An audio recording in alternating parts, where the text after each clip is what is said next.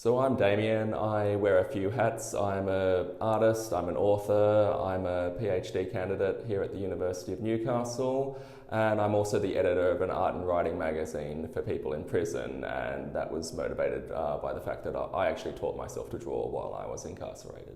For me, this exhibition really broadened my horizons because I've only ever really done portraits before. That's been the focus of my work, but I didn't really think that was going to work for this particular exhibition. So I brainstormed with the organiser, Rod, and eventually we agreed that the best way would be to draw an object or an item that represented somebody's story. And so we reached out to the survivor community and found people who were willing to share items, photos, or stories that I could then work from. So in some cases this took the form of a person bringing in an object that was meaningful to them. Some people brought in a few that I could choose from, which was really good.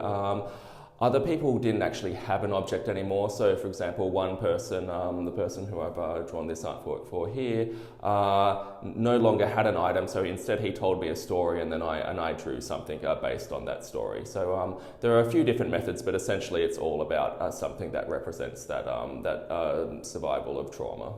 So while some people did give me an item or a story, other people just gave me a photo to work from, and that was completely fine. I actually taught myself to draw from photos, but I feel like when people gave me the freedom of an object I could either photograph myself or a story, I was able to customize it a lot more and put a lot more of my own style into that, and there was a lot more freedom there. So my favourite pieces are actually where I was given the freedom to either photograph the item myself or create an artwork based on a story. And this was a really important exhibition for me because it ties so much in with my own story. So when I was in prison, I wanted mental health treatment, but there's none available in New South Wales prisons. So I taught myself art as a form of like self-imposed therapy. It was really important to me when I was asked to partake in this exhibition. It was something that really touched close to home because I'm like, well, I helped myself through trauma through art, so hopefully now I can help other people as well.